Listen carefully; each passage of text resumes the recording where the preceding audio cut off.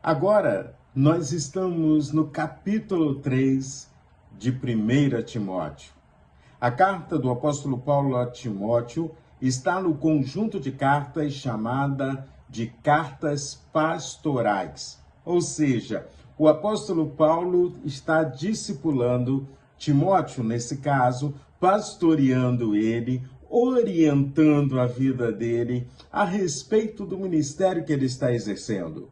Timóteo é o pastor de uma igreja que está na cidade de Éfeso.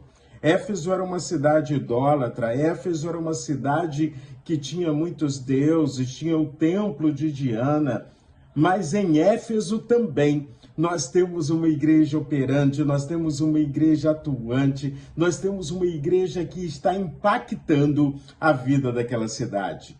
Entre as características de um pastor e as características também de um diácono, líderes da igreja, nós temos que sejam irrepreensíveis, que tenham um casamento firmado, sólido, que seja moderado, que seja sensato, que seja modesto, hospitaleiro, que os líderes sejam aptos a ensinar, que os líderes estejam vivenciando aquilo que aprenderam e que estão ensinando, que não sejam violentos, que sejam cordiais, inimigos de conflito, que não sejam avarentos, que não sejam também pessoas que chegaram novas na fé e começam a se ensoberbecer, se acharem como tal, cheios de orgulho, que estejam dando bom testemunho, porque é isso que o Evangelho de Cristo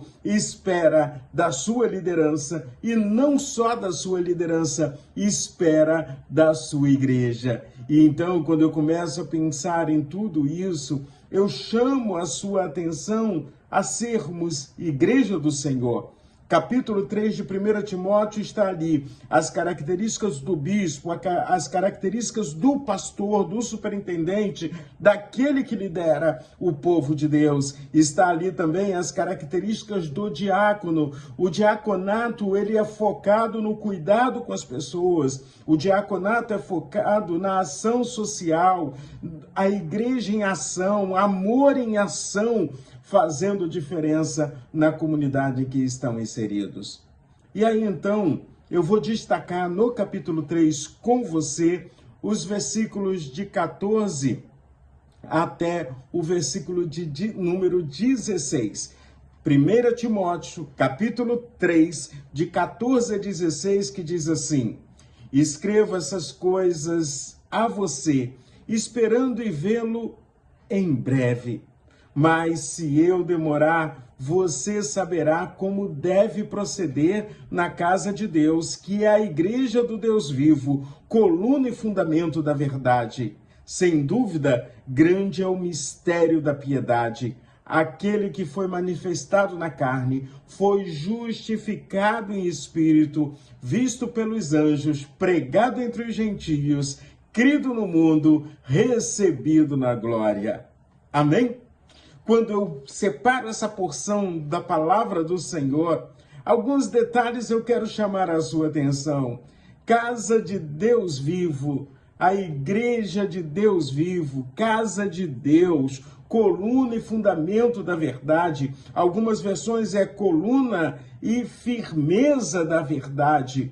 Quando eu tenho essa imaginação do que significa a casa de Deus, lembra-se que Paulo não está falando de templo, de auditório, ele está falando de pessoas que se reúnem para adorar ao Senhor. Você é casa de Deus, porque nós somos o templo do Espírito Santo de Deus. Então, quando eu penso nessa casa de Deus, eu estou olhando para a igreja do Deus vivo, que é uma igreja viva, que é um organismo vivo, que está em crescimento todo o tempo.